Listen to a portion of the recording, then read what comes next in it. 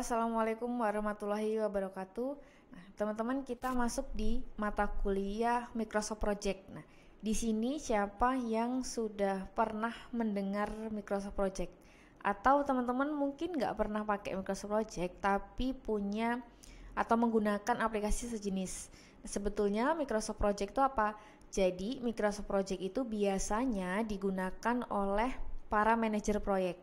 Nah, manajer proyek seperti apa? Jadi kalau kita mau bikin proyek, itu kan kita jadwalkan dulu ya. Kita bikin nih kira-kira durasinya selesai berapa lama, terus anggarannya berapa, terus sumber daya yang dibutuhkan itu apa aja. Nah, di sini bisa teman-teman kayak breakdown gitu.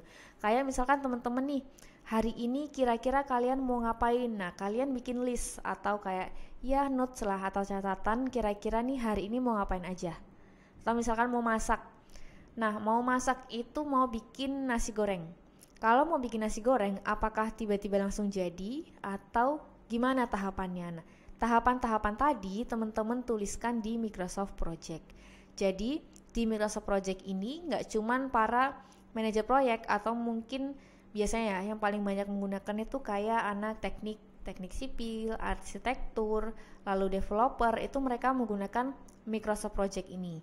Karena dinilai lebih mudah dan murah juga. Maksudnya tidak berbayar seperti ya aplikasi yang ada di online dan lainnya, karena ini bisa teman-teman install atau download sendiri. Oke. Tampilannya kalau dari awal seperti ini teman-teman, itu hampir mirip kayak Microsoft Excel gitu ya. Karena masih dalam satu anak perusahaan Microsoft Office 365. Nah, di sini hampir sama ya bentukannya kayak Microsoft Excel. Sekarang teman-teman ketika mencari gitu ya, sudah diinstal, pastikan sudah diinstal Microsoft Project. Ini 2019 atau 2021 bisa teman-teman pakai. Lalu ketikkan aja di pencarian ini langsung ke project. Jadi jangan ada Microsoft Project. Nah, project itu langsung muncul. Oke. Lalu teman-teman ya buat blank project atau create project baru. Seperti ini tampilan untuk Microsoft Project-nya. Hampir sama gitu ya, mirip-mirip kayak biasa, kayak Office, kayak Excel dan lainnya. Tapi di sini menu tab-nya beda-beda, teman-teman. Tab itu yang mana? Tab itu yang ada file, tasks, terus resources, report, project, view sampai Gantt chart format. Ini kita sebutnya tab. Nah, terus kita nanti menuliskannya di mana? Teman-teman bisa menuliskannya di task name. Jadi pekerjaan-pekerjaan yang mau kalian lakukan itu tuliskan di task name.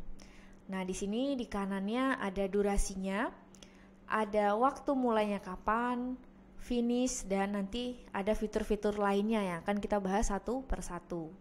Oke, sebelum memulai pengisian Microsoft Project, teman-teman perlu melihat dulu terkait dengan project awalnya. Jadi, pastikan settingannya itu sesuai dulu teman-teman. Yang pertama kita cek dulu, klik menu atau tab file.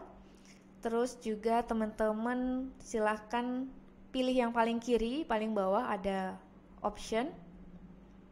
Nah, option ini menampilkan settingan awal dari si Microsoft Project teman-teman. Pastikan semuanya kurang lebih sama gitu ya.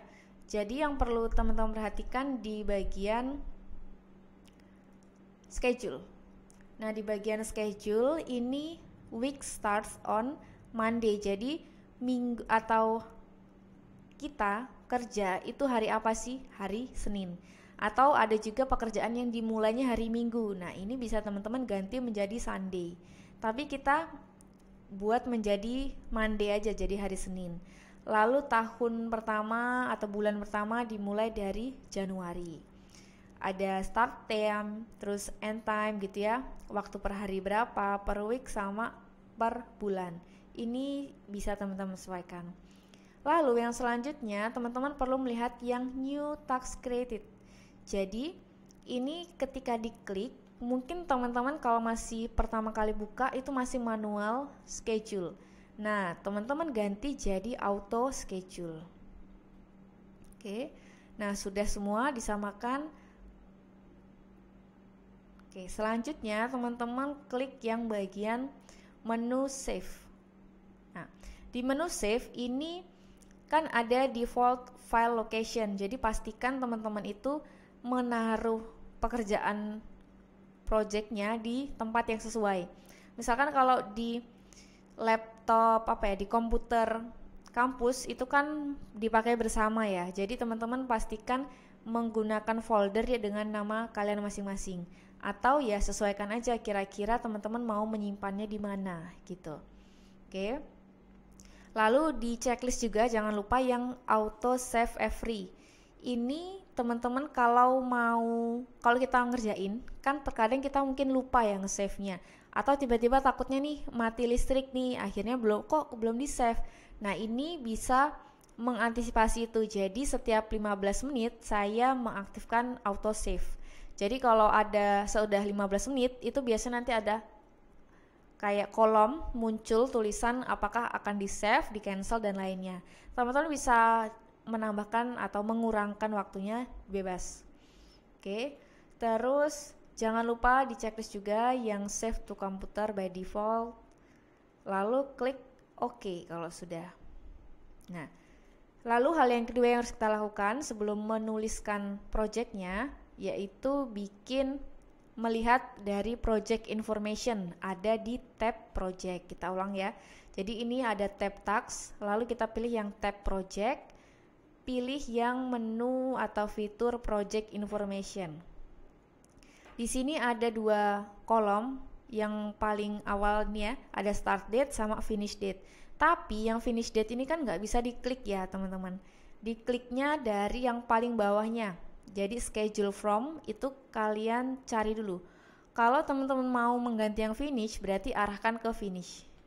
Nah, tinggal kalian ganti, jangan diganti manual tapi diklik tanda panah ke bawahnya ini, sesuaikan teman-teman mau mulai projectnya di kapan dan selesainya kapan. Nah, kalau misalkan kita sebagai kayak anak teknik gitu ya, atau anak arsitektur dan lainnya, mereka dalam merampungkan proyeknya itu kan sudah ada tanggal pastinya ya. Misalkan gini, kita mendapatkan vendor untuk menyelesaikan renovasi rumah itu sekitar 4 bulan misalkan gitu. Berarti kan sudah bisa diakumulasikan atau dikira-kira waktunya itu kapan. Misalkan dari Januari, berarti selesainya kan bulan April kayak gitu. Oke, kalau sudah kita klik OK. Selanjutnya yang ketiga yang harus dicek dulu adalah yang change working time yang sebelah kanannya. Oke. Change working time. Di sini itu teman-teman kayak bisa menambahkan hari libur. Kalau misalkan kalian libur, itu kan nggak kerja ya. Tapi Microsoft Project itu masih mendetek bahwa teman-teman harus kerja, padahal harusnya libur. Misalkan teman-teman itu dapat proyek 7 hari. Selama 7 hari itu ternyata ada libur nih 2 hari. Berarti kan kalian nggak kerja kan 2 hari. Nah, kalau kalian tidak menambahkan hari libur, aplikasi ini masih mendeteksi bahwa teman-teman itu masih kerja. Nah, harusnya kan selesai dalam 7 hari. Ternyata libur kan otomatis molor dong 2 hari. Jadi, kalau teman-teman tidak menambahkan hari libur, maka si proyek ini bilang bahwa proyeknya molor. Padahal karena teman-teman tuh lupa menuliskan atau menambahkan hari libur gitu. Oke, karena ini kita mulainya di bulan September, kita masukkan hari libur di bulan September. Nah, bisa digeser-geser ya. Misalkan kalau waktu liburnya itu ada beberapa bulan atau proyek kita cukup lama, itu kita tambahkan. Oke, kita ke September. September itu ada hari libur tanggal 28 Maulid Nabi Muhammad. Nah, teman-teman klik di tanggal yang sesuai. Jadi klik tanggal 28 September, terus di bagian kolom-kolom ada name, itu teman-teman langsung ketikkan aja. Maulid Nabi. Nah, terus startnya kapan? Mulainya kan tanggal 28. Oke, sudah benar ya. Finishnya kapan? Karena liburnya cuma 1 hari, berarti finishnya itu di hari yang sama. Oke, lalu klik OK. Kalau misalkan ada libur lagi, misalkan hari raya Idul Fitri, itu kan lama waktunya. Nah, teman-teman tinggal tambahkan bagian startnya kapan, finishnya kapan gitu. Terus klik OK.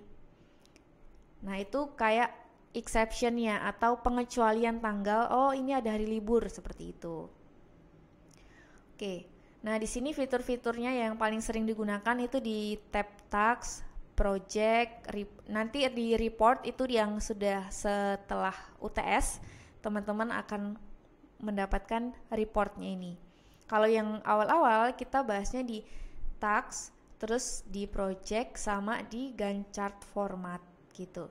Oke, kita beralih ke menu-menu yang ada di atau fitur-fitur nama-nama yang ada di Microsoft Project yang di tengah isiannya. Ada task mode. Task mode tadi kan kita memilih yang auto schedule.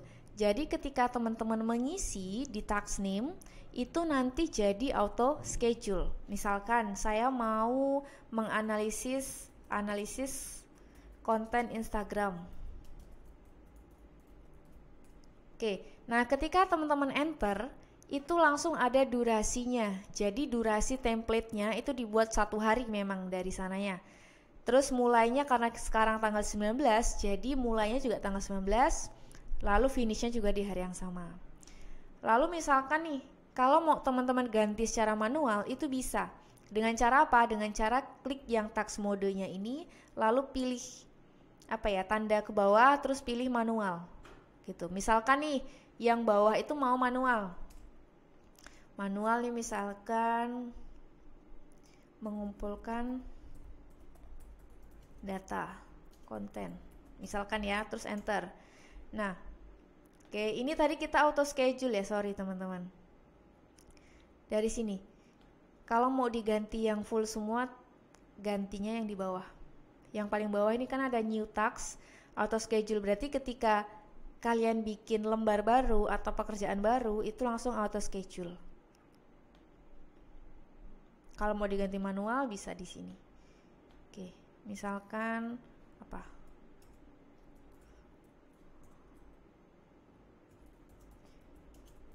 Cari insight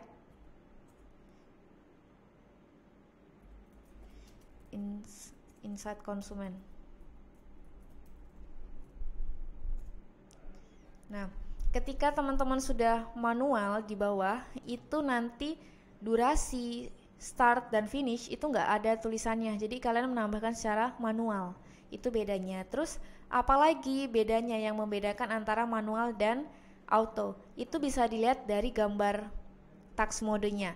Kalau masih ada tulisan pin gini berarti manual. Kalau misalkan sudah kayak ada tanda gambar kotak terus ada tanda panah ke kanan, ini sudah auto schedule. Terus pertanyaannya, kenapa yang nomor 1 kan sudah manual nih, kenapa kok masih ada durasi?